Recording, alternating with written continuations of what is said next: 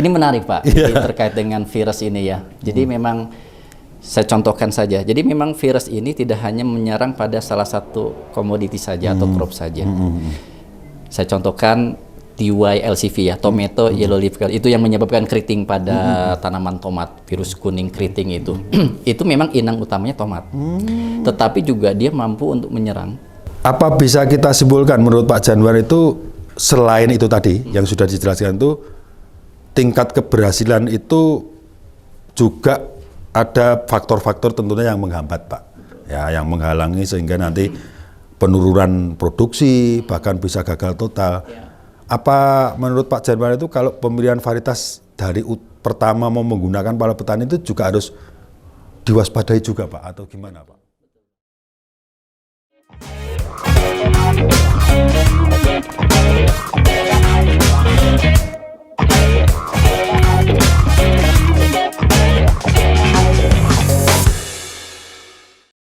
Halo sahabat visi, apa kabar? Semoga selalu dalam keadaan sehat dan tetap semangat. Assalamualaikum warahmatullahi wabarakatuh. Jumpa lagi dengan saya Pak Kumis, tentunya dalam acara kesayangan kita P3K, Podcast Pojok Pak Kumis. Sahabat visi, siapa sih yang nggak kenal tomat? Ya, semua orang pasti sudah tahulah. Salah satu varietas yang menjadi andalan para petani di Indonesia. Dalam podcast kali ini kita akan membahas tentang salah satu komoditas penting tersebut. Kita akan membahasnya secara mendalam, mengulas lebih dalam tentang dunia pertomatan. Bagaimana dinamikanya dan perkembangannya di Indonesia, apa saja tantangan yang dihadapi oleh para petani tomat saat ini. Telah hadir di sini bersama kita Bapak Janwar Eka Saputra, SP MAGR, yang merupakan salah satu pemulia tanaman tomat dari PT BISI International Tbk. Kita akan bahas lebih mendalam dengan beliau. Langsung kita sapa yuk. Pak Janwar, aduh. Sehat, Pak. Akhirnya ketemu juga Pak. Iya Pak. Apa kabar ini Pak? Baik. Apa kabar? Baik. Sehat ya? Sehat. Selamat datang di Iya. Palembang. Dingin Waduh, Pak ya? Iya Pak. Saya begitu datang, udara sudah menyambut dengan enaknya. Alhamdulillah. Lain dengan di tempat saya Pak, panas sekali. Ya walaupun katanya musim hujan sih, tapi kalau nggak ada hujan ya panas Tetap juga. panas juga, Ya. iya. Kalau di Lembang ini pada khususnya, ini kan masuk ke apa ya, Kabupaten Bandung Barat. ya, Ya, kalau nggak salah ini.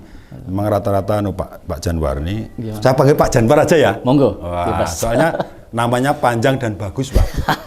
Janwar Eka Saputra, memang anak nomor 1 ya Pak ya? Iya betul Pak. Lahir di bulan Januari. Iya Oh, betul. Kok tahu Pak? Nah itu Janwar. Oh iya. Hanya menebak saja. Oh iya. Nah gini, ngobrol-ngobrol Pak Janwar. Baik, siap. Nah, saya kan memang sengaja mau ketemu Pak Janwar. Iya. Pengen apa ya, menimba banyak ilmu. Insyaallah. Terutama dunia pertomatan Pak. Siap. Nah ini Pak Janwar ini kan sebagai salah satu ahlinya ahli nih ya. Masih belajar Pak. Saya yang banyak belajar. Barangkali nanti apa ya, ilmunya bisa ditularkan ke sahabat BISI dimanapun berada. Amin. Ya. Terutamanya itu para petani hortikultura, terutama lagi di tomat. Ya. Karena tomat kita tahu lah Pak ya, banyak macamnya, varietasnya juga banyak. Kemudian tuh petani itu kalau menanam kadang-kadang kan bingung juga. Betul. Mana sih yang benar, mana sih alah. Betul. Pada saat ini yang pengen saya ketahui juga secara pribadi, secara umum itu pertomatan yang bagus bagaimana menyikapi tren-tren yang terjadi sekarang Pak. Terutama dikaitkan dengan kondisi cuaca musim dan sebagainya. Namun sebelum itu gini Pak, yang saya pengen tahu dulu itu perkembangan dunia pertomatan secara umum Pak Janwar. Ini menurut penjenengan yang memang sudah paham mendalami masalah tomat ini. Itu kondisi secara umum itu tantangan yang dihadapi para petani tomat secara umum itu apa saja sih Pak? Iya, jadi kalau kita lihat ya, jadi kalau secara umum perkembangan tomat, artinya perkembangan ini terkait dengan seberapa besar sih sebenarnya produksi tomat di Indonesia. Iya. Kalau kita coba mengutip data dari Badan Pusat Statistik, Pak, jadi saya lihat itu di 1 dekade terakhir nih, 10 tahun terakhir dari 2012 sampai 2022 ini, trennya itu fluktuasi cenderung meningkat. Artinya naik. setiap tahun itu terus naik begitu. Tidak hanya dari sisi produksi yang dihasilkan, tetapi luasan lahannya juga. Area penanaman. Area penanaman. Nah, itu di tahun 2022 kemarin itu tertinggi dari 1 dekade itu. Jadi 1,12 juta ton produksi yang dihasilkan di Indonesia 1 tahun. 1 tahun. Itu tahun. Dengan luasan kurang lebih sekitar 69.369 hektar. Luasan tanamannya. Iya. Kalau dibandingkan dengan tahun sebelumnya itu ada kenaikan 0,21% dibandingkan dengan tahun 2021, di mana luasannya hanya 59.041 hektar. Kalau kita coba konversi dari luasan tadi ya, itu di 2022 dengan luasan 69.000 sekian, itu ada serapan benih 3,9 ton. Ini menarik buat sebuah bisnis di pertomatan. Kemudian di tahun 2021 kalau kita coba konversi dari luasan tadi itu 3,5 ton. Artinya dalam 1 tahun itu ada kenaikan sekitar 300 kilo benih, Pak. Benih ya. Berarti trennya itu naik ya, Pak. Naik, betul. Berarti Pak, secara tidak langsung boleh dikatakan gini ya, Pak Janwar. Jadi tren untuk peminat tomat itu semakin banyak. betul. Kemungkinan ada hubungannya dengan minat konsumen juga, Pak. Betul, Pak. Jadi diperlukan juga hasil produksinya semakin tinggi, Betul. luasan tanamannya juga semakin luas. Betul. Jadi sehingga kebutuhan benih kan semakin meningkat gitu, Pak. Itu aja tadi yang Pak Janwar infokan kan Iya. 2023 dibandingkan 2022 setahun yang lalu kan? 2021, iya. Berarti kan mundur 2 tahun aja. Iya. Kalau dengan 5 atau 10 tahun yang lalu, Pak, trennya Tetap naik, Pak. Itu ada penurunan di tahun 2013-14 begitu ya. itu sebabnya apa? Ada penurunan? Banyak sih, Pak. Mungkin peralihan proses perubahan iklim itu mungkin ya. betul. Global warming begitu ya. Jadi memang di 10 tahun terakhir sama mungkin 15-20 memang berbeda begitu kondisi iklim begitu ya yang ada di Indonesia. Mungkin itu yang menjadi salah satu penyebab dibanding mungkin juga ada faktor-faktor varietas di mana varietas tidak sanggup untuk beradaptasi dengan perubahan tersebut sehingga ada tren menurun. Nah, kemudian tidak mampu berkompetisi ya istilahnya. betul beradaptasi dengan baik. Oke. Mungkin Jadi seperti itu. kalau yang sekarang itu kan kebanyakan para petani tomat ini kan sudah menggunakan varietas yang hibrida kan, Pak ya. Betul. Apa kemungkinan tadi yang Bapak bilang tadi di 2013-14 itu kemungkinan belum banyak menggunakan varietas-varietas yang hibrida atau ada cuma varietasnya ya begitulah. Betul, Pak. Betul. Jadi memang di tahun tersebut gitu ya. Kebetulan memang saya berkecimpung di tomat itu dari tahun 2006. Lama juga ya, Pak ya. Jadi saya mulai berkecimpung atau turun nyemplung lah Iya. bahasanya. Nyemplung di pertomatan itu dari 2000. Bergelut. Begitu. Iya. Jadi Ya, memang cukup pada lama, saat itu tidak banyak varietas, Pak. Tidak oke, banyak. oke. Kemudian juga memang varietas pada saat itu lebih cenderung ke sisi yield. Oh, yieldnya Ke sisi saja. produksinya. Kalau kita coba runut di ketahanan penyakit itu relatif biasa saja. Sehingga ketika ada global warming betul. stres tanaman. Betul. Sehingga ya itu tadi kemungkinan besar dari situ terjadi penurunan hasil yang berdampak terhadap penurunan produksi tadi. Menarik Pak Janwar. Jadi dari informasi itu tadi itu berarti di tahun setelah itu semakin ada peningkatan penanaman, kemudian penjualan benih tomat itu naik, Betul, Pak. kebutuhan di pasar juga meningkat. Itu berarti sudah mulai beradaptasi ke varietas-varietas hibrida yang tanda kutip semakin tahan terhadap keamanan lingkungan, serangan OPT dan lain sebagainya. Nah, sekarang yang masih berhubungan dengan itu Pak Janwar, saya itu semakin penasaran nih. Siap. Namanya Pak Kumis itu jago kepo. Di mana kepo hal-hal yang baik bagus. Ya, kepo yang tentunya untuk meningkatkan pengetahuan kita Ya, Pak, terutama di dunia pertanian. Siap. Nah, Saya juga banyak belajar dari narasumber yang lain itu juga sebagai pengetahuan saya. Nah, kembali ke ini tren, Pak. Saya kalau dihubungkan dengan OPT sekarang, Pak. Terutama virus. Nah, yang saya tanyakan itu apakah virus yang menyerang tomat itu sama dengan yang menyerang hortikultura yang lain atau ada perbedaan? Kalau ada, bagaimana? Mungkin bisa diceritakan, Pak Janwar. Ini menarik, Pak, terkait dengan virus ini ya. Jadi memang saya contohkan saja. Jadi memang virus ini tidak hanya menyerang pada salah satu komoditi saja atau crop saja. Saya contohkan TY-LCV ya, tomato yellow leaf curl, itu yang menyebabkan keriting pada tanaman tomat, virus kuning keriting itu. Itu memang inang utamanya tomat.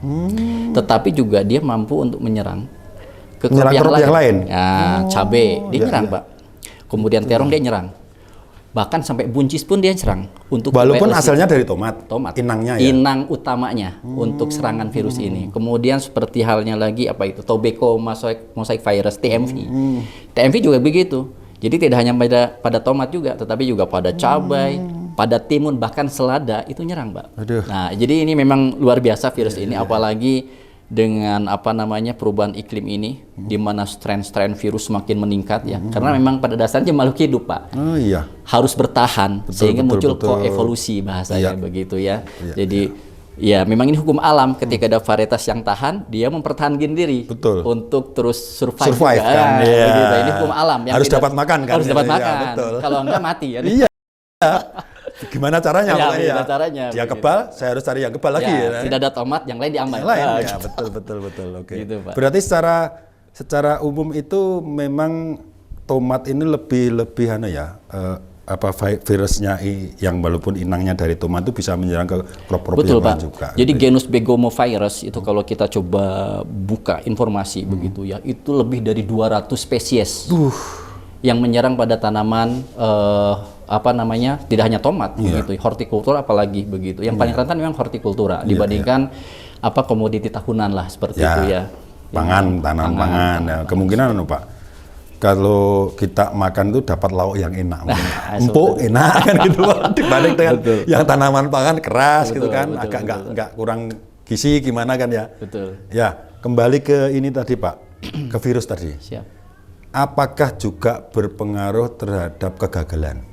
Iya, betul Pak. Alasannya gimana Pak? Jadi gini, kalau virus keriting itu kalau sudah menyerang tanaman tomat, dia tidak bisa lagi untuk tumbuh. Sudah dikendalikan bahasanya begitu ya. Jadi kerdil saja sudah kerdil gitu ya, sudah tidak bisa produksi sehingga kehilangan hasil bisa sampai 100%. Yang saya baca ya berbagai macam jurnal penelitian dan lain sebagainya. Itu seluruh dunia, Pak. Jadi memang luar biasa untuk virus keriting ini ya. Tomat TY-LCV ini dari memang virus yang paling tinggi itu kan di Begomovirus, genus Begomovirus. Ini luar biasa. Lebih dari 200 spesies yang menyerang begitu. Coba banyak sekali ya kan. Berarti kalau spesies yang satu atau yang lain nggak bisa, mana spesies yang bisa kan gitu ya. Istilahnya dia mengerahkan segala cara supaya biar komunitasnya itu bisa survive itu tadi ya. Iya, betul. Kamu mati, cari yang kuat lagi untuk nyerang kan gitu. Yang penting ini secara komunitas kehidupannya tetap berlangsung. Mana ada bisa makanan yang dimakan gitu ya Pak. Betul. Dan ya. Saya dengar gini Pak Janwar, bener apa enggak nanti minta bisa dijelaskan di lapangan atau di pasar, sering saya jumpai ya istilah-istilah Pak Janwar itu ada tomat katanya macam-macam, adanya butuh tomat sayur tomat buah, tomat cherry. Setahu saya kan ya tomat kan gitu. Semakan ya. Makan gitu aja. Buat sayur apa gitu. Dulek, sambal, tomat. Iya, paham. Kok ternyata ada istilahnya? Apa memang benar begitu? Itu bedanya apa sih? Istilah-istilah itu Pak Janwar. Menarik Pak. Jadi gini, kalau kita berbicara tomat, ada dua hal yang harus difahami. Pertama adalah jenis tanaman tomatnya itu sendiri. Kedua tipe pertumbuhan. Nah ini berhubungan begitu. Nah, kalau kita berbicara jenis tanaman tomat, itu ada dua Pak. Tomat fresh market sama tomat processing. Nah, bedanya apa nih? Ya, bisa dijelaskan ini ya. Bisa. Satu persatu nih. Ya, mau ketemu ini. Siap. Ya, mau ketemu ahli ya ahli. Makanya biar saya pinter Pak. Seperti Alhamdulillah. Bapak ini. Saya masih belajar. Iya. So, lagi-lagi satu persatu Siap. Pak. Ya. Kalau kita berbicara tomat fresh market, Nah. itu memang tomat yang secara khusus dia langsung konsumsi, Pak. Oh iya iya. Ya, Bisa jadi tidak diolah. dikonsumsi. Oh So, iya. seperti oke. apa tomat cherry? Kan nggak mungkin cherry diulek di dapur Iya, ya iya, kan? oke, Itu oke. langsung disajikan di piring, disajikan di atas meja makan, langsung dimakan. Nah itu fresh market. Memang dikhususkan untuk itu. Konsumsi segar. Konsumsi, ya, Ya, oke. Kemudian ada tomat table, beef tomato yang gepeng. Nah itu kan kalau kita beli burger ada slice tomat. Betul, nah ada itulah slice-nya. burger. Jadi tidak dipakai untuk buat jus dan lain sebagainya, ulekan sambal di rumah. Khususan ini ya. Khususon. Khususon. Nah, makanya terkadang saya bingung ketika beli burger, tapi slice tomatnya tomat processing yang Nah, kecil-kecil. Nah ini kan menyalahi aturan. Kontraknya begitu. Cari irit Pak. Bukan cari irit. Begitu. Karena memang pasarnya itu di Indonesia itu sangat kecil, Pak. Oh. Jadi di luar negeri, di Eropa, Cina itu memang banyaknya beef tomato. Nah, yang kalau buat di slice-slice. Indonesia, makanya nanti saya jelaskan yang kedua, tomat processing. Nah, inilah yang banyak ditanam di petani Indonesia. Tomat processing iya, yang iya, kedua. iya, Nah, iya. tomat processing ini kan kalau kita coba arti katanya processing aja pengolahan. Ya betul betul. Nah, berarti tomat ini ada diolah. Perlu diolah kan Perlu ya? diolah. Tidak bisa untuk- langsung dikonsumsi. Bisa langsung dikonsumsi. Bisa. Tetapi pada prakteknya itu banyak dimanfaatkan untuk satu saus tomat, Betul, saus ya. pasta, kosmetik. Ya Oh, kosmetik bisa iya, juga, Pak? kosmetik dari tomat, Pak. Kemudian yang paling biasa adalah jus tomat. Nah, ini menggunakan tomat-tomat processing, Pak. Nah, di dalam tomat processing inilah muncul ada dua kategori yang tadi Bapak sampaikan. Ada tomat sayur, ada tomat buah. Itu masuknya ke jenis tomat processing. Yang berarti sayur sama buah itu masuknya ke Tomat processing. processing. Kalau yang istilahnya kayak cherry semacam mata itu berarti Fresh yang market. fresh market. Tapi nggak salah juga ya Pak, ada istilah seperti itu ya. Tidak, memang begitu. Saya itu penasaran Pak Janwar. Jadi memang Apa ini kok? Memang itu kan tomat buat sayur kan? betul. Ya. Kadang-kadang gini. Ya. eh, Tapi saya belum menjelaskan yang kedua nih. Iya sebentar Pak. Oh, oke, Ini siap. nyangkut itu dulu biar clear sekalian. Benar kalau Pak Janwar bilang tadi untuk apa Konsumsi langsung. untuk Kosmetik. kosmetik itu benar juga. Kadang-kadang ada saran juga untuk meredamkan Masker, apa. Pak. Nah, Ada selain betul. timun tuh slice tomat ditempel di Betul, muka betul, ibu-ibu. betul. Iya, saya sering lihat itu. Nah, itulah begitu. Saya Jadi pikir ada itu khasiat. fungsinya apa? Ternyata setelah Pak Jarwo jelaskan, oh memang ada ada urutannya memang betul. Pak. Itu bukan asal-asal nempel. Betul. Tomat itu kan mengandung likopin, Pak. Radikal bebas. Berarti untuk Nah, itu. menetralkan. Untuk mungkin biar tuanya tidak semakin cepat. Ya, gitu ya, biar fresh gitu ya. Biar stres. Biar muda kayak saya terus gitu ya. Seperti Tua itu. umurnya boleh kan. Iya. gitu. Kemudian tadi Pak, lanjutannya gimana? Oke, Gimana? jadi setelah kita paham jenis tanaman tomat yang tadi kita dua klasifikasi tipe pertumbuhan, Pak. Oh, pertumbuhan. Nah, pertumbuhan tomat ini ada 3. Deter, indeterminate, indeterminate sama semi determinate. Artinya? Nah, bedanya apa? Determinate ini adalah tipe pertumbuhan yang terbatas. Bahasanya seperti itu. Kenapa dikatakan terbatas? Karena pertumbuhannya itu nanti dia akan berakhir. Ya, berakhir dengan bunga atau buah di sekian banyak tandan. Jadi dalam satu batang itu nanti sekitar 3 sampai 5 dia berhenti. Sudah tidak ada tunas lagi. Tunasnya hanya sebatas itu saja. Nah, pertumbuhannya terhenti, maka dikatakan sebagai pertumbuhan terbatas. Nah, kemudian buahnya dari mana? Itu dari cabang. Jadi kan kalau ada Yang keluar cabang ya. Nah, yang di samping itu lateral, nah itu nanti muncul lagi batang, tumbuh lagi seperti itu, karena nanti muncul lagi lateral, terus tumbuh seperti itu. Semakin bercabang. Semakin bercabang Berarti semakin. buahnya dari situ ya Pak? Buahnya dari situ, begitu. Itu Itu yang yang harus pertama. dipahami. Yang pertama ya? Determinate Oke, oke. determinate. Ya. Kemudian selain itu pertumbuhan terbatas umurnya relatif cepat. Umur sekitar 60-an sudah bisa dipanen. Panen ya. Itu determinate. Nah, berbicara determinate berarti ini tanaman yang memang tipe pertumbuhannya dikhususkan nih, khususan untuk dataran rendah. Rendah saja. Rendah saja begitu. Tetapi bisa nggak ke atas? Bisa. Tetapi secara spesifik memang dia bisa ditanam. Ketika mau dialihkan ke ketinggian yang lebih tinggi lagi, tidak ada masalah. Itu tipe pertama, determinate. Ya, determinate ya. Nah, kemudian yang kedua indeterminate. Nah, ini tidak terbatas. Tidak terbatas tuh jadi dia terus tumbuh muncul tunas terus. Batangnya ya? Iya, batangnya. Tunas-tunasnya muncul terus begitu ya? Tidak terhenti. Makanya kenapa di tomat indeterminate ini ada istilahnya topping. Oh, dipangkas ya Pak? Ya, jadi pucuknya dipotong. Beda dengan dater tadi. Ya. Kalau dater itu dibiarkan saja. Tanpa topping pun berhenti sendiri ya? Ya, tinggal pengikatan-pengikatan saja. Nah, ini yang harus dipahami Pak. Betul ya. Kalau indeter itu, nah itu harus dipotong. Sekian tandan dipotong. Bisa nggak diteruskan? Silahkan saja. Di pujon itu banyak petani yang dibiarkan tidak ditopping. Nah, makanya ini harus ada keunggulan produk di situ, begitu ya. Ya. Umurnya relatif lebih panjang dibandingkan dater ya kan. Kemudian yang ketiga itu memang ditanam di dataran tinggi. Khusus juga ya. Dan tidak bisa turun. Kalau yang tadi kemungkinan bisa ke tinggi, cuma ada mungkin ya perlakuan tertentu. Ada perbedaan tertentu. Tapi kalau yang tinggi ini tidak bisa ke turun bawah. Khususon. Kalau dipaksakan pun banyak masalah. Gagal pasti ya. Gagal pastinya. Bisa betul, jadi. Betul. Nah, yang khusus ini tadi Pak, boleh ditambahkan lagi. Kalau indeterminate ya. Kalau indeterminate yang tadi jadi pertumbuhannya tidak terbatas, kemudian umurnya panjang, hanya di dataran tinggi. Ukuran buahnya memang untuk segmentasi tomat buah. Tadi kita berbicara proses tomat buah, maka tomat buah ini adalah indeterminate. Nah, oke. Ya. Jadi saya sudah mulai paham. Sudah ini, mulai. Pak. Ya. Tapi pelan-pelan loh Pak ya. Siap. Jangan langsung saya digencer gitu. Ibaratnya saya murid itu agak lambat Pak. Jadi pelan-pelan. Atau saya terlalu cepat. Terlalu pinter. Tidak. Oke Pak Jarwar. Satu lagi Pak. Ya boleh. Semi determinate ini belum. Oh yang semi ya. Seminya. Jangan sampai ketinggalan nih. Tadi determinate, indeterminate, dan semi determinate. Apa ini semi determinate? Ini sebenarnya karakternya dater. Karakternya dater. Artinya tidak perlu saya sampaikan lagi. Karakter dater itu apa? Terbatas dan lain sebagainya. Tetapi pertumbuhannya itu ikut indeter tinggi, Pak. Ini bedanya. Kalau dater itu kan pendek. Ya, nah, kalau semi dater ini tinggi, tapi karakternya dater. Berarti tidak perlu apa? Tidak perlu topping. Topping, betul.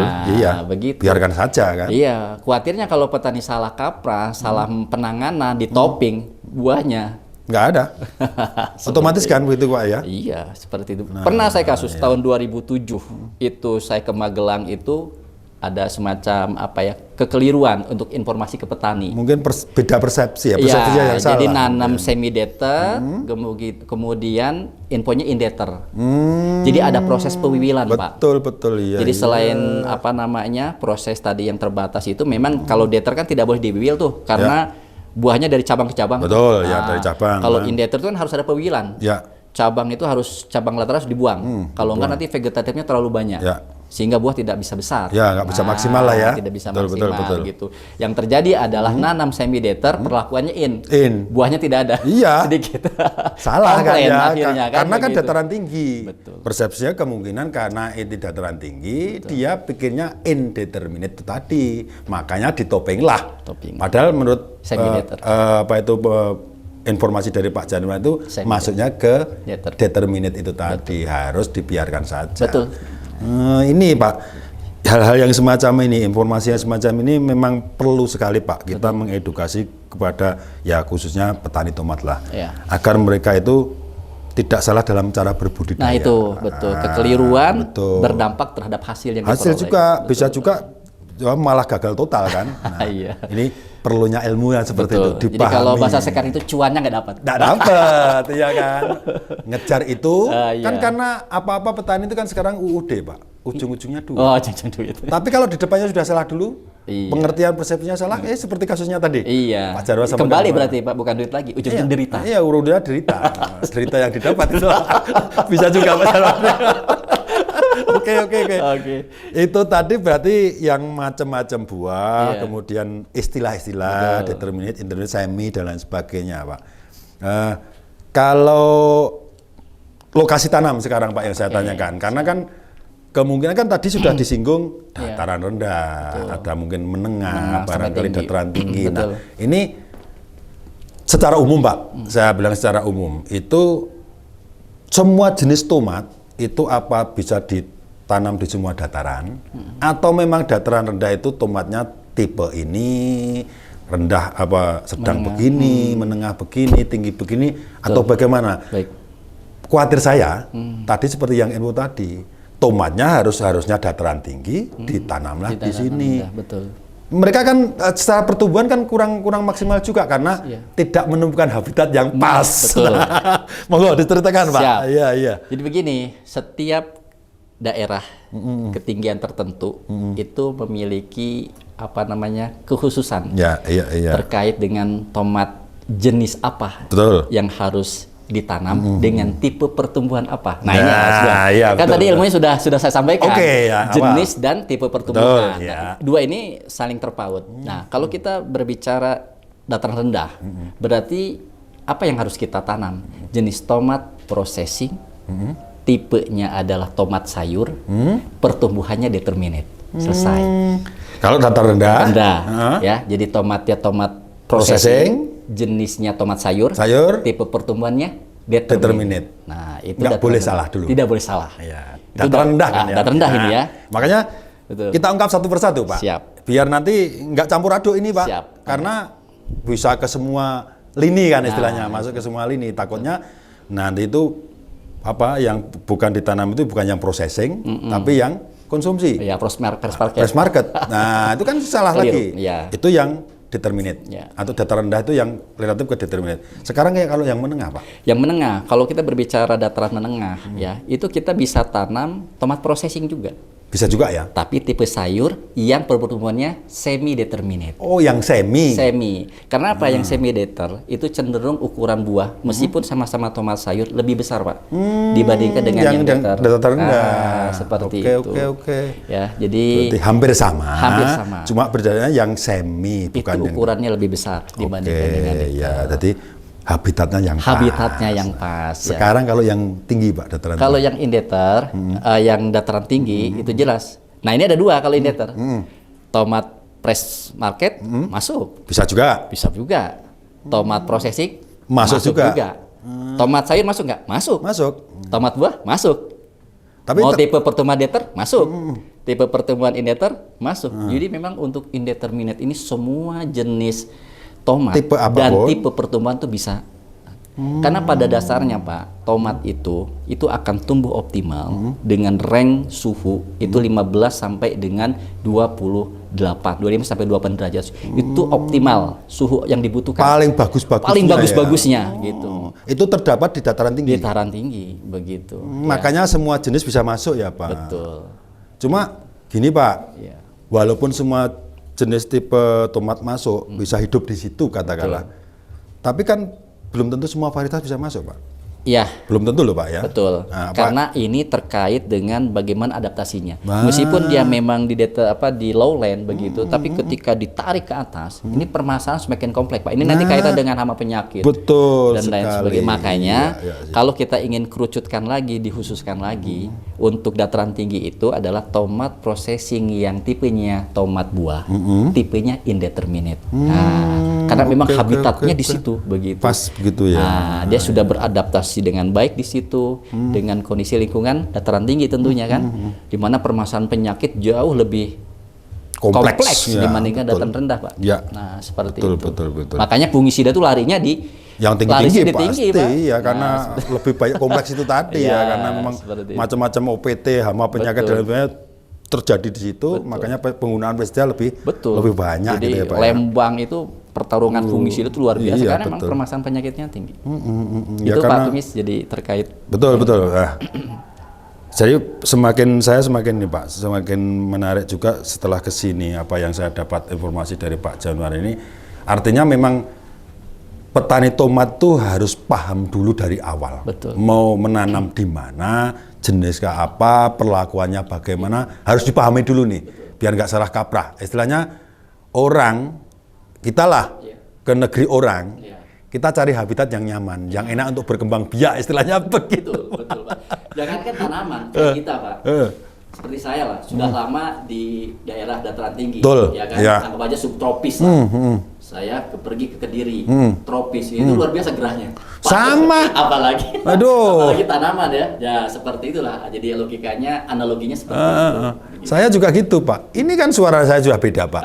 Saya kan dari panas biasanya, panas yang wah suhunya memang di atas 37 lah, 38. Masuk ke sini begitu dingin, waduh langsung telang-telang kepala. Perlu adaptasi. Tanaman kan seperti itu. Berarti kan semakin tinggi itu kan semakin resikonya tinggi, kedinginan juga, hawanya juga semakin dingin. Berarti harus jaga imun kan. Nah, seperti itu ya. Berarti tanaman tomat juga seperti itu ya. Jadi kalau bicara dapatkah ditanam, dapat. Ya. Tapi bagaimana respon dia? Nah, ini yang jadi yang harus jadi perhatian. Oke. Apa bisa kita simpulkan menurut Pak Janwar itu selain itu tadi yang sudah dijelaskan itu tingkat keberhasilan itu juga ada faktor-faktor tentunya yang menghambat Pak. Ya, yang menghalangi sehingga nanti penurunan produksi bahkan bisa gagal total. Apa menurut Pak Janwar itu kalau pemilihan varietas dari pertama mau menggunakan para petani itu juga harus diwaspadai juga Pak atau gimana Pak? Betul Pak. Jadi bagaimanapun juga nomor satu itu pemilihan varietas yang harus tepat. Malah nomor satu ya Pak? Pemilihan varietas dulu.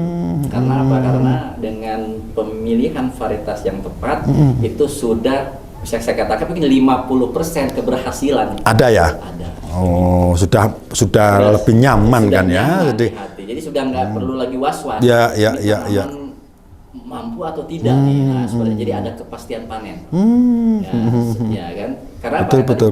Tadi yang disampaikan Pak Kumis kan Betul. udah Pak. Ya, betul. Setuju. Iya, benar. Kan seperti itu. Berarti kan nggak boleh salah pilih varietas kan Pak? Boleh. Walaupun tadi sudah dijelaskan mau dataran rendah, menengah, tinggi dengan semi dan lain sebagainya, tetap ini yang utama ya Pak. Betul. Itu salah satu tolok ukur nanti keberhasilannya kan 50% di pemilihan varietas yang tepat itu tadi. Ya. Mengenai varietas Pak, saya penasarannya nih Pak Janwar ini kan salah satu pemulia tanaman tomat dari PT BC International Tbk. Ya, nah saat ini yang saya tanyakan apa sudah ada varietas tomat tanda kutip yang secara genetik Pak? Ya. Kita kan ibaratnya gawan bayi kan orang Jawa ya, itu sudah pembawaan dari sononya. Itu secara genetik apa sudah bisa mengantisipasi kondisi cuaca yang tidak menentu, serangan OPT kemudian yang layu tadi, terutama ini kan di musim hujan ini Pak. Apa sudah ada varietas-varietas yang bisa diandalkan? Jadi saat ini kalau kita berbicara segmentasi tomat, ya dari Deter sampai Ideter, di sini sudah ada 3 varietas. Jadi apa saja itu Pak? Kalau kita berbicara dataran rendah sampai menengah, kita punya Commodore dan Corona. Varietas Commodore dan varietas Corona. Bentar Pak, sebentar. Siap. Commodore. Ingat saya itu Commodore itu zaman dulu merek rokok. Sekarang dipakai tomat ya. Commodore. Saya pernah itu. Saya orangnya perokok masalahnya. Iya, siap. Corona. Ingat ini, Corona, COVID kemarin, iya. Jangan-jangan akhirnya itu pas COVID. Corona. Oh. Saya tidak lama sebenarnya namanya Corona. Begitu ya? Iya. Oh, mudah diingat juga ya? Diingat. Berarti, tapi sekarang nggak PPKM loh Pak. Oke, berarti Commodore sama Corona. Ada lagi? Sama Omega Tavi untuk dataran tingginya. Oh. Di antara 3 ini? Rendah, menengah, tinggi sudah ada semua. Ada semua? Bapak mau nanam dataran tinggi, kita punya. Dataran tinggi, dari ketiga ini yang cocok yang mana Pak? Omega Tavi. Omega Tavi, yang Omega tahan virus ya, Tavi. Tavi. Itu khususan ya? Khususan untuk dataran tinggi. Kalau yang 2 ini? Rendah, menengah. Bisa rendah? Bisa menengah. Bedanya? Kalau Commodore, itu yang tadi saya sampaikan, jadi dia tipenya determinate. Oh. Jadi di low rate dia lebih kuat. Nah, iya, apakah iya, Corona tidak kuat? Tetapi Corona ini ukurannya jauh sedikit lebih besar dibandingkan Commodore. Buahnya? Nah, sehingga untuk memunculkan optimalnya dia untuk membentuk buah besar ada di menengah. Ada di menengah. Nah. Tidak didapat kalau ditanam di rendah. Bedanya antara Corona dengan Commodore itu. Ya. Bisa sih, masuk. Cuma ukuran yang diinginkan nggak tercapai kalau di rendah. Berarti secara segmentasi harus ditanam di menengah ini tadi. Sampai tinggi bisa. Iya, oke. Berarti sudah ada beberapa varietas ya Pak, varietas unggulan dari PT BC International Tbk ini. Ada 3 ini tadi ya, mulai dari rendah, menengah, sampai tinggi pun juga ada. Nah, sekarang tentunya Pak Janwar, para petani itu juga ingin tahu apa sih istimewanya di antara 3 itu. Pasti kan masing-masing punya keistimewaan sendiri-sendiri. Walaupun mungkin tadi sudah diutarakan bahwa Komodo dengan Corona itu bisa rendah dan menengah. Kalau yang Omega yang tinggi. Nah, itu pasti ketiga-tiganya punya istimewa sendiri. Ibaratnya kita punya anak 3. Betul, Pak. Satu bapak, satu ibu. Tapi kan stylenya masing-masing ini, Pak. Bisa dijelaskan secara rinci, Pak. Satu persatu dulu, Pak. Jangan semuanya, nanti saya bingung, Pak. Satu persatu. Oke. Kalau kita berbicara Komodor, ya, pertama. Tadi saya sampaikan Komodor itu buahnya sedang apa kecil? Buahnya kecil. Oh, dibandingkan kecil. Corona ya. Oke. Cenderung lebih kecil dibandingkan Corona. Dan dia memang mampu beradaptasi dengan sangat baik di dataran rendah. Menengah baik-baik juga. Artinya apa? Jadi ini kita berbicara di dataran rendah yang mampu memberikan adaptasi yang sangat bagus. Pilihannya ada pada Komodor. Komodor berarti ya. Jadi Komodor itu memang dia tahan virus jelas. Jelas. Tahan layu bakteri ada di situ. Alternaria ada juga, begitu ya. Nah, kemudian kualitas buah tidak perlu diragukan, karena banyak petani yang sudah sudah membuktikan bahwa Komodor ini memang sesuai dengan informasi, begitu ya. Jadi tidak hanya selain ketahanan terhadap penyakit, tapi juga memiliki kualitas buah yang sangat bagus. Ya, bobot per buahnya juga untuk di tipenya, di segmennya itu sangat bagus, sangat tinggi. Ya, sangat bobot dibanding dengan yang lain ya, dibanding dengan yang lain. Potensi hasil pertanamannya akan tinggi. Oh, oke. Cuan, ujung-ujung duit Ujungnya tadi bisa kecapek dengan itu. Berarti tipenya dia itu memang buahnya kecil. Betul. Komodor. Segmennya segmen untuk tomat sayur yang ukurannya kecil. Oke, berarti jadi kan jangan keliru. Iya, betul. Itu makanya kita pengen tahu itu biar pas gitu loh, Pak. Berarti tipenya memang buahnya yang kecil, tipe-tipe sayur seperti itu. Kalau Corona sendiri, Pak? Corona itu mirip sebenarnya, Pak. Ini adik kakak ini dengan sama ini ya. Dengan Komodor ini. Mungkin ipar ini, Pak. Jadi memang karena Corona ini pertumbuhannya cenderung lebih tinggi, gitu. Sehingga memang kalau dari sisi potensi hasil itu cukup besar, karena dia tinggi, kemudian buahnya sangat banyak, ukuran buahnya lebih besar, bobot per buahnya juga dibanding dengan Komodor tadi. Sehingga ini hanya pilihan saja sebenarnya. Jadi ketika memang, apakah gini pertanyaannya, apakah Komodor bisa ditanam di menengah? Bisa. Ada beberapa wilayah ketika menanam di dalam menengah justru dia sedikit lebih besar ukurannya. Ada potensi dia menjadikan dia buahnya ukuran lebih besar dibandingkan dengan dataran rendah. Karena memang dataran rendah itu cukupannya tinggi, Pak. Panasnya itu. Panas, ya memang. Nah, gini. Jadi kalau kita berbicara panas nih, menarik. Tantangan jadi gini, kalau kita berbicara tomat masa saat ini dengan yang lama. Ini tantangannya jauh lebih besar saat ini, Pak. Betul, iya. Kenapa? Ini ada pengaruh ya dari perubahan iklim tadi. Perubahan jangka panjang iklim, Pak. Ini yang membedakan. Dulu mungkin 10 tahun ke atas kalau kita berbicara dataran rendah dan menengah mungkin hanya sebatas layu. Betul ya, belum begitu signifikan ya. Untuk virus misalkan begitu kan. Kemudian tinggal kita hanya membandingkan gimana hasilnya, yieldnya. Tapi saat ini tidak bisa seperti itu. Yield itu ya sudah bukan lagi nomor 1, tapi ketahanan virus. Betul, Pak. Iya, Pak. Ketahanan virus, ketahanan penyakit ditambah dengan DT yang tinggi. Nah, inilah tantangan memang pada saat ini. Dataran rendah ini kan sekarang luar biasa. Betul, Pak. Sampai 40 derajat lebih. Iya. Padahal tadi saya sampaikan tomat itu mampu dia tumbuh optimal 15 sampai di dataran tinggi. Nah, begitu. Semakin tinggi posisi tanaman itu sendiri akan semakin hama dan penyakit itu akan semakin banyak juga. Ada 2 faktor, Pak Kumis. Kalau kita berbicara tentang perubahan pengaruh perubahan jangka panjang iklim nih. Pertama dari sisi abiotik. Kalau kita berbicara abiotik itu berarti kita berbicara adanya stres panas.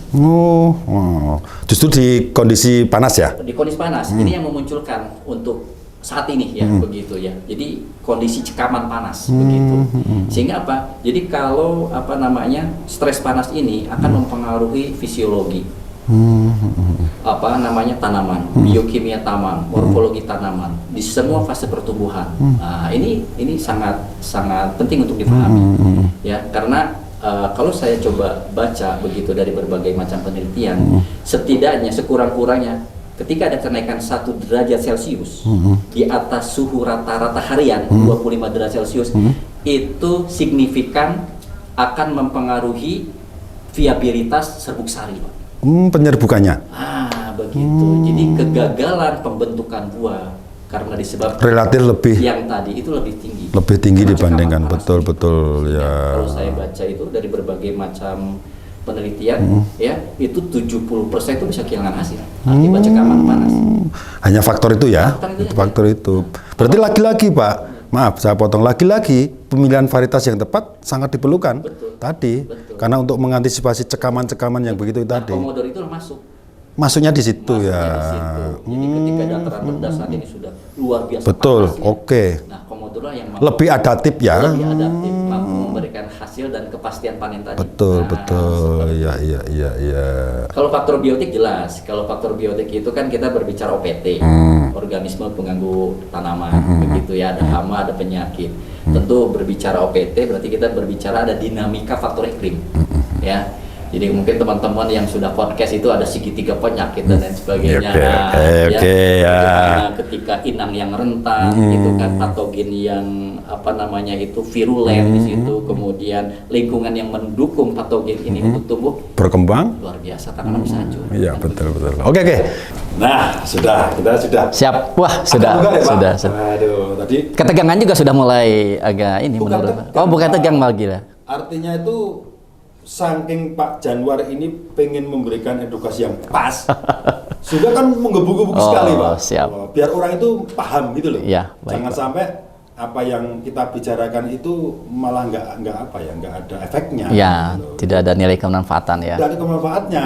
Makanya kita kan jarang sekali punya waktu seperti ini. Siap. Makanya ini saat-saat yang memang benar-benar harus diperhatikan oleh sahabat visi dimanapun berada, terutama petani tomat ini. Siap. Jangan salah cara, salah pilih varietas, Ya. salah penempatan untuk tanamnya, Betul. dan lain sebagainya. Betul. Ikutilah apa yang minimal sudah disampaikan Pak Janwar di depan. Ya. Tadi kan kita bahas baru 2 Pak. Betul. Satu itu komodor, kemudian corona dengan segala kelebihannya. Nah, sebelum saya menginjak ke yang masih kan satu kan ada omega Tavi. itu kan ada juga, pastikan kelebihan juga ada.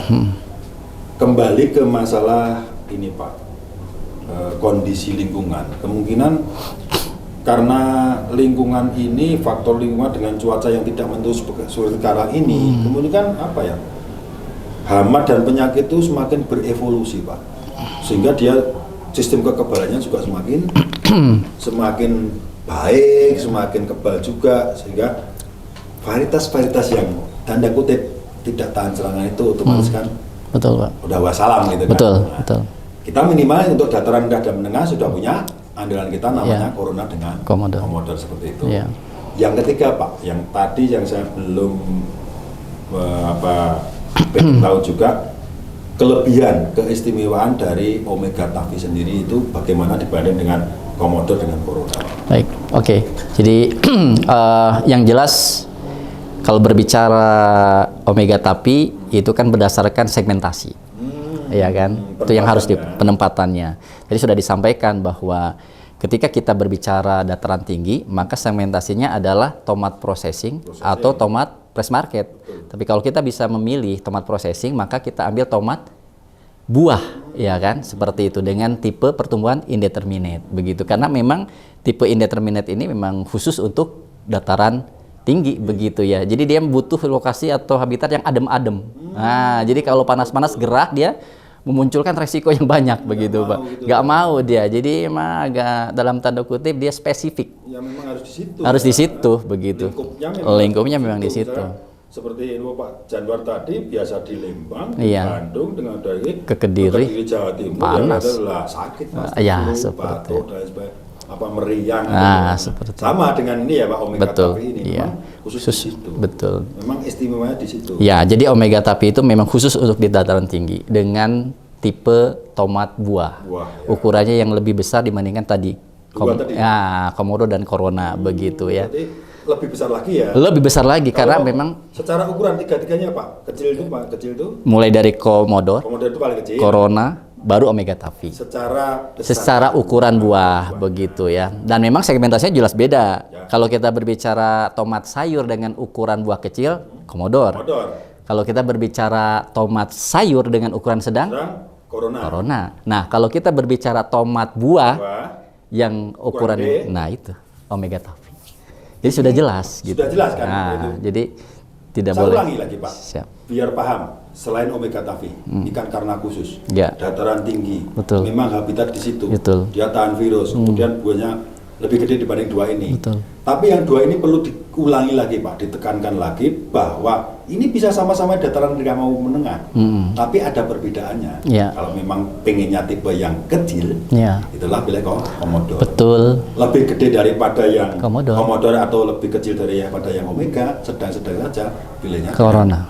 di dataran tengah sampai Menengah. Betul, tapi Pak. kalau bicara yang dataran tinggi, tetap satu pilihnya Omega Tafi. Ini jelas sekali Pak. Alhamdulillah. Sekarang sudah tidak bingung, Pak ya? Tidak bingung saya. Bahkan Jadi- nanti gini Pak, kan saya juga banyak tetangga itu yang petani Pak. Iya, Jadi minimal itu kalau ditanya-tanya itu kita bisa mengarahkan yang pas. betul. Tidak asal ngomong gitu Betul, Pak. Jadi memang tepat, memang aturannya begini loh, Begitu. bagusnya begini. Begitu. Ya, kita membantu orang memberikan apa itu ilmu yang bermanfaat Betul, kan, Pak. betul. Siapa tahu dengan begitu bukan tidak aja produknya saja yang laku, tapi petani juga hasilnya lebih banyak. Betul. Semakin yakin. Betul. Sebelum kita lanjutkan Pak, kembali ketiga varietas ini tadi, Commodore, Corona dan Omega Tafi ini. Ini kalau dibanding sama-sama habitat atau tempat tanamnya di situ itu untuk ketahanan terutama virus maupun kalau setahu saya kalau di musim hujan itu lebih condong ke ini layu ya Pak ya. Penyakit selain virus, Pak. Selain virus gitu ya. Ya, tapi gini, Pak. Kalau saya coba amati ya di perjalanan saya yang tadi saya nyemplung dari 2006 sampai sekarang itu saya coba amati. Dulu memang varietas-varietas baik itu yang dipunya BC ataupun kompetitor itu pasti larinya ke yield. Dulu. Dulu. Kemudian layu fusarium. Betul. Kebanyakan memang itu pasti di layu, Pak. Ya kan, layu bakteri, layu fusarium. Apalagi dataran tinggi, kita berbicara dataran tinggi, maka kita berbicara kelayuan. Bisa layu, umumnya layu fusarium, tapi juga layu bakteri sekarang sudah mulai banyak begitu. Tapi saat ini sudah tidak bisa lagi hanya penyakit itu. Dengan tadi yang iya, karena itu tadi pengaruh perubahan jangka panjang iklim itu ya. Ditanami terus-menerus. Sehingga apa? Dulu mungkin pada saat masuk musim hujan mempersiapkan dirinya gampang. Oh, paling yang muncul penyakit ini. Petani sudah siap. Antisipasi. Sekarang aja kita masuk musim penghujan tapi kemaraunya panas luar. Nah, inilah yang mengakibatkan permasalahan penyakit atau OPT yang ada itu sudah semakin kompleks. Tidak hanya lagi kita berbicara di musim hujan, oh ini penyakit hawar daun, Phytophthora pada tomat, atau Alternia. Tidak bisa begitu. Karena apa? Virus pun akan tetap muncul di situ. Ya. Begitu. Apalagi virus ini kan sekarang sudah lagi bukan TYLCV. Nanti ada virus kan banyak yang tadi saya sampaikan kan. Tomat itu ya TYLCV, ada TLCV, di dataran tinggi itu ada virus namanya TICV, beda genus nih. Udah macam-macam gitu. Makanya jadi luar biasa begitu ya. Maka lagi-lagi ya Pak, tetap varietas kan? Varietas, Pak. Sekarang itu kalau kamu tuh bicara yield itu udah agak zamannya. Udah zamannya. Itu iya. Iya, betul. Tapi tetap bukan nomor utama, bukan nomor satu. Secara apa itu bilangnya ini varietas A, wah yieldnya tinggi. Tapi kalau ketahanan hama dan pencegahan kurang, tidak bisa. Juga hasilnya berkurang kan? Iya. Lagi-lagi Betul. pemilihan varietas yang tepat. Itu modal awal. Modal awal untuk keberhasilan betul. di akhir panen begitu. Makanya Omega Tafi ini untuk saat ini dengan berbagai macam pengujian-pengujian yang sudah dilakukan. Ya. Omega Tafi ini 2 tahun sebelum rilis itu sudah diuji berbagai lokasi, Pak. Betul. Yang sangat endemis dan lain sebagainya, ini mampu memberikan adaptasi yang sangat baik. Begitu dia mampu. Tarungkan ya, Pak. Iya, langsung saja ditarungkan sehingga ketika ini muncul sudah siap. Begitu. Nah, seperti itu. Jadi memang karakternya buahnya besar, kemudian kepadatan buah. Kalau orang Sunda bilangnya pepel. Ya. Jadi dia itu bobotnya montok Pak, gitu ya. Jadi harus kalau lihat omega itu tidak hanya dilihat secara jarak jauh, harus kalau bahasanya itu kayak iklan itu kan dilihat, diraba, nah, dan lain sebagainya. Nah, baru bisa merasakan. Lihat, diraba, dirasakan. Setelah dirasakan mau nanam. Nah, itulah gitu. Dirasakan buahnya. Iya, dirasakan buahnya. Buah tomat, Pak. Oh, iya, bukan betul. buah yang lain. Siap. Oke. Menarik sekali buahnya sekali, Pak. Siap. Ternyata Iya. berbicara masalah dunia pertomatan itu memang banyak seluk-beluknya ya. Betul. Apa ya, liku-likunya, kemudian tantangannya. Betul. Yang lagi-lagi selagi yang perlu dipahami juga bahwa kita itu memang pemilihan varietas Itu nomor yang satu. awalnya utama. Wajib itu, betul. Kalau Pak, di antara kembali ketiga varietas biji ini, Ya. Corona, Commodore, sama Omega Tavi ini. Kalau masing-masing ini kan punya segmen sendiri-sendiri. Betul. Kalau di pasar itu secara umum, Pak, ketiganya ini bentuk buah, warna buah, ukuran buahnya itu memang sudah pas yang diminati konsumen atau gimana? Betul, Pak. Sudah sesuai dengan segmentasi yang tadi saya sampaikan. Sudah ya, berarti sudah masuk kriteria ya? Sudah masuk kriteria. Omega Tavi aja sudah masuk ke kelas supermarket sekarang. Nah, makanya Informasi dari teman yang di lapangan begitu ya. Jadi sudah bisa diterima. Karena memang kalau kita berbicara Omega Tavi itu merahnya itu merah merona. Betul. Oh, luar biasa merahnya. ya, Mungkin kalau zaman dulu itu kita punya varietas Cosmonaut. Dulu. Nah, itu merahnya itu Seperti itu ya? seperti itu. Merahnya luar biasa. Sehingga itu menjadi daya tarik petani untuk menanam. kayak orang itu ada rangsangan tersendiri. Betul, Pak. Melihat cewek itu, waduh, Wah, gitu. cantik Seperti gitu itu. ya. Penampilannya cantik. Penampilan. Selebgram nih ya. Betul. Selebgramnya sekarang kita Omega Tavi. Omega Tavi. Betul. Jadi gini Pak Kumis, jadi kalau saya coba bukan menyimpulkan ya, mencoba untuk menarik garis begitu benang. Ya. Berbicara tomat Indiater itu umumnya memang ketika ada varietas yang buahnya besar, itu hanya di tandan-tandan bawah, Pak. Tidak mampu di atas. Tidak mampu naik ke atas. Nah, jadi tandan 1, tandan 2, setelah tandan 4, 5 itu dia langsung dari terjadi reduksi ukuran begitu. Itu yang umum. Nah, Omega Tavi ini yang berbeda. Kestabilan buah dari bawah sampai ke atas itu terus Ya, begitu. berarti yang membedakan Betul. di antara varietas, Di varietas yang lain. Bahkan di beberapa lokasi itu justru di tandan atas semakin besar. Malahan ya. Semakin besar. Nah, ini memang karakter-karakter yang muncul di Omega Tavi yang saat ini memang sudah mulai naik begitu ya. Banyak yang sudah mulai menanam dan lain sebagainya karena ketertarikan yang tadi. Kemudian yang berikutnya, jadi gini, semenjak memang ini terjadi pengaruh perubahan jangka panjang iklim global, itu sekarang ada namanya fisiologis, Pak, gejala fisiologis. Kalau orang Sunda itu bilangnya dangkal. Jadi tomat itu kayak mengerut. Bukan disebabkan oleh hama penyakit, Mengerut ya? mengerut. Jadi dia saya keras tapi mengerut. Nah, itu namanya dangkal. Nah, Omega Tavi ini, nah sekarang ini tertinggi ketahanan terhadap dangkalnya dibandingkan varietas-varietas lain, sehingga Berarti itu ditakuti juga ya, Pak, itu. betul, Pak. Nah, itu yang dirasakan petani mungkin di 2-3 tahun terakhir ini. Begitu. Baik di musim hujan maupun apalagi di kemarau. Bukan masalah virus lagi. Bukan masalah lagi. Itu pun. Jadi ketika virus itu tahan, buahnya bagus tapi dia tidak Nggak kuat itu. Sudah, Pak. Mengerut itu ya sama juga kan. Betul, Pak. Berarti hasilnya juga nggak disukai pasar. Betul. dijual pun nggak laku. Betul. Jadi kalau jadi barang sortiran ya, Pak. betul. Jadi kalau kita ambil 3 ember itu, kalau varietas yang lain ya, itu 2 embernya dangkal tadi, satunya yang bagus. Kalau Omega itu malah kebalikan, justru lebih sedikit lagi. Nah, makanya itu sekarang yang jadi highlight begitu. Selain ketahanan virus gitu ya, buahnya bobot per buahnya bagus, produksinya juga tidak kecil ya, cukup bagus juga. Ketahanan terhadap dangkal tadi fisiologis karena Kalau saya boleh bilang itu bukan keistimewaan, Pak. Keunikan. keunikan, betul. Karena kalau istimewa orang punya keistimewaan. Betul. Kalau unik itu tidak semua orang punya. Punya. Seperti Omega. Oh, siapa? Tahan hama penyakit, virus, layu, apa dan lain sebagainya gini. Tapi kan tidak dipunyai orang lain, yaitu Dangkal unik. itu, Dia unik, ya. tahan terhadap Dangkal. sesuatunya dangkal.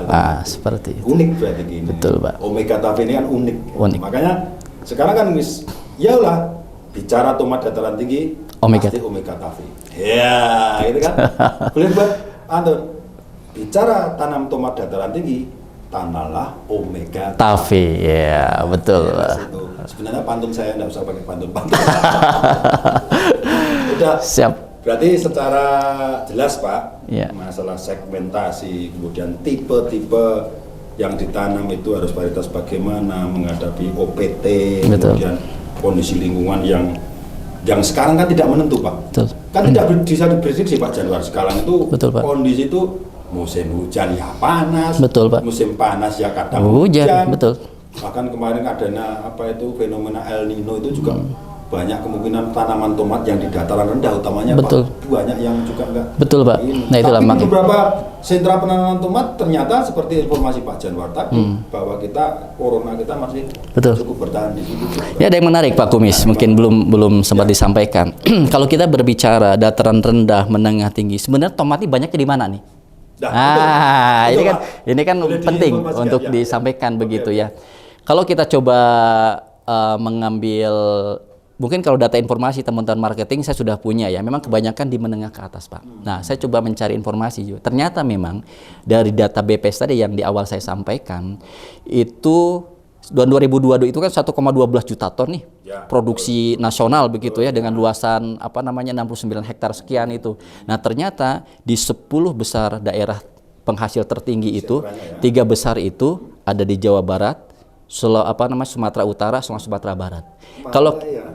3 besar nih. Barat, ya. Nah, kalau kita lihat, kita coba perhatikan. Jawa Barat mulai dari Cirebon sampai Bekasi, itu kan hitungannya lowland. Low ya. Tomat apakah besar? Tidak. Justru yang di sana jagung manis, timun, Jagung ya kan, biasa. melon, oke, semangka. Nah, ketika kita tarik Purwakarta, masuk ke Bandung Raya, masuk ke Sumedang, Majalengka atas, masuk ke wilayah sisi timur selatan, Garut, Tasik, menengah sampai tinggi, Pak. Iya kan? Kalau kita coba analogikan seperti itu. Kemudian kita lari lagi ke Sumatera Utara. Itu menengah sama tingginya lebih banyak, Pak. Iya, ke Sumbar itu juga menengah tingginya lebih banyak dibandingkan lowlandnya. Makanya bisa saya asumsikan bahwa sebenarnya tomat ini memang paling banyak ditanam adalah menengah sampai tinggi. Oke. Gitu. Tapi dengan resiko yang tentunya lebih Lebih ya, banyak Pak. tadi, betul. Makanya pemilihan varietas Betul. yang tepat itu. Lagi-lagi itu memang saya ingin menekankan itu Pak. Iya, betul. Karena apa? Musim sekarang, kondisi sekarang tadi awal kita sudah ngomong itu secara pertomatan itu kendala tantangan yang dihadapi sekarang itu lebih kompleks dibanding Betul, 10 lipat, tahun atau 55. 20 tahun yang Betul. lalu, karena memang ini perkembangan hama penyakit juga semakin Betul. berevolusi dan Betul. cuaca juga nggak mendukung, Betul, Pak. sehingga butuh ketahanan varietas yang memang. Betul. Nah ini tadi Pak, kalau bicara masalah yang tinggi yaitu omega 3. Omega tapi. Masalahnya itu ya. Betul. Oke Pak, berarti saya sudah mendapatkan informasi yang memang benar-benar sangat spektakuler. Saya bilang spektakuler karena informasi ini penting sekali untuk pemahaman awal. Iya. Karena bagaimanapun juga konsumen untuk tomat itu kan Banyak sekali. dan semakin digunakan oleh banyak pihak kan. Pihak industri terutama yang tadi saya sampaikan, karena yang dipakai adalah processing Betul. di Indonesia. Nah, seperti itu. Makanya biar nggak gagal, biar Betul. nggak biar produksi lebih maksimal lagi, ya Betul. itu tentunya lagi kembali kita ke pemilihan Pilihan varietas yang tepat. tadi.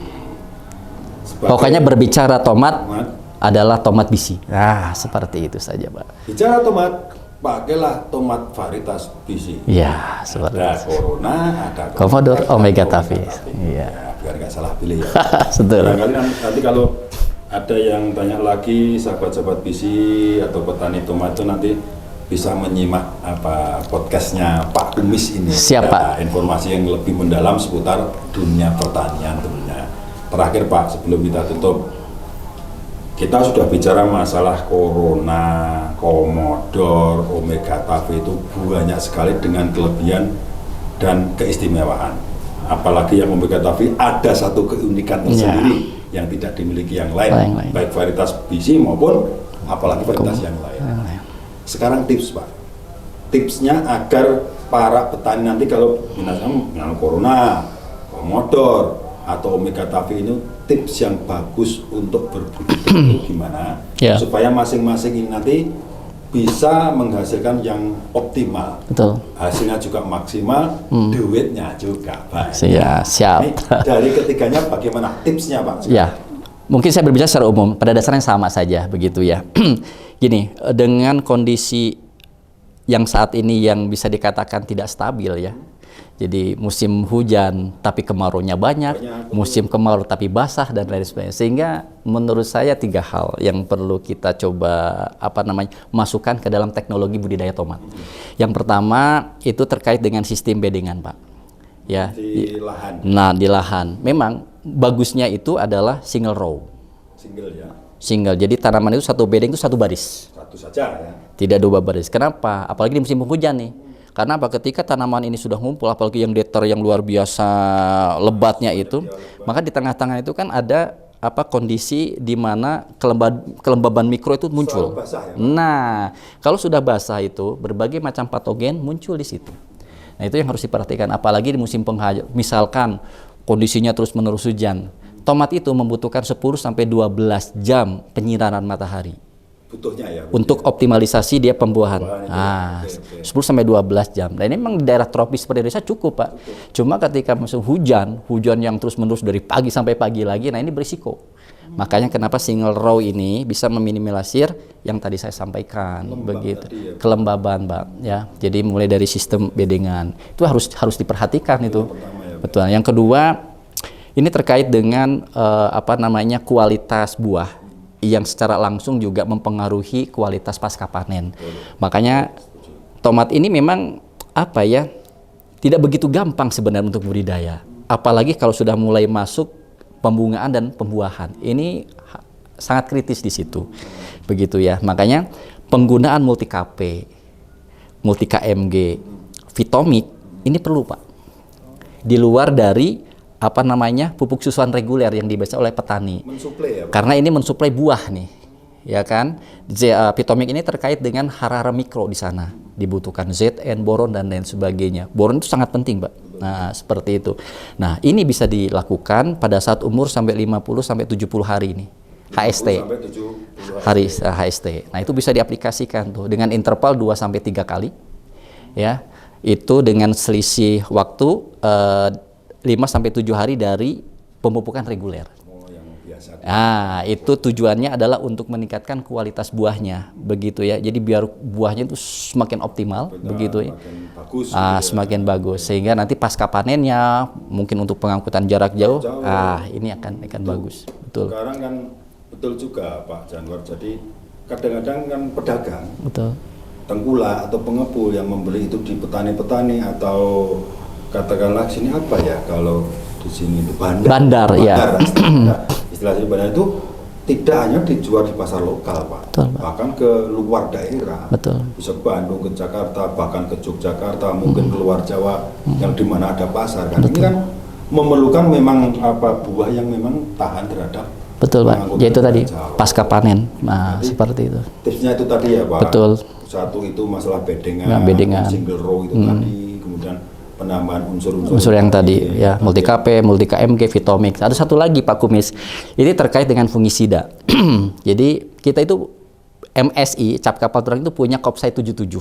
Oh ya yang ungu itu. Nah, itu dari pengalaman saya selama di Lembang ketika musim hujan yang bisa dikatakan terus-menerus setiap hari, ini sangat bagus, Pak. Kan kandungannya bahan aktif kan tembaga. Tembaga di mana itu kan tidak hanya sebatas dia untuk Phytophthora pada tomat, tapi juga ternyata dia fungsi yang lain. Jadi mampu untuk mengurangi rontoknya daun. Padahal daun kan sangat diperlukan untuk fotosintesis, begitu kan. Kemudian ini sangat bagus ketika terjadi serangan bercak atau bintik hitam, bukan alternatif, bukan hawar daun ya, bintik. Itu pada daun dan pada buah. Itu namanya bacterial spot, Pak. Diakibatkan oleh patogen Xanthomonas. Nah, Kopsai ini mampu untuk mengurangi itu. Nah, itu pengalaman saya. Jadi pada saat musim hujan, begitu ya, itu harus wajib hukumnya. Ditambah itu jangan lupa. Tipsnya itu. Jadi untuk di musim betul, begitu. Pemupukan dengan yang biasa. Betul. Disiapkan juga Kopsai 77 karena tembaga itu mampu meningkatkan hasil. Begitu. Berarti kan ini tips tambahan. Tips tambahan, betul, Pak. Agar dalam pembudidayaan tomat itu bisa optimal ya. Betul. Jadi, selain varietas tadi tentunya, betul, Pak, dengan budidaya yang baik, betul, dengan tips yang disampaikan Pak Janwar itu ya insya Allah nanti bisa harapan untuk panennya akan semakin baik. Betul, betul Pak. Oke Pak Janwar, ya, terima kasih atas Terima kasih. bincang-bincangnya, Siap. obrolannya. Ini sangat bermanfaat Pak. Alhamdulillah. Sangatnya bukan satu, sangat bermanfaat. Alhamdulillah. Karena memang seperti inilah yang sebenarnya diperlukan oleh para petani, utamanya petani tomat. Siap. Karena dari pengalaman yang lebih banyak, terus informasi yang tepat, yang dalam kutip tepat, yang didapat semakin banyak, tentunya budidayanya akan semakin baik dan benar. Gitu. Betul Pak. Ya. Sekali lagi terima kasih. Terima kasih banyak atas informasinya, Pak. Sama-sama. Atas ilmunya. Siapa tahu ini harapan kita ilmu yang bermanfaat Amin. bagi orang banyak. Amin. Amin. Semoga obrolan kita itu didengar oleh sahabat visi di Amin. berada. Amin. Bisa bermanfaat bagi semuanya. Iya, terima kasih Selalu, atas kesempatannya. Pak Janwar, Sama-sama. terima kasih. Sama. Sahabat visi, demikian tadi obrolan kita, bincang-bincang kita dengan Bapak Janwar seputar dunia pertomatan.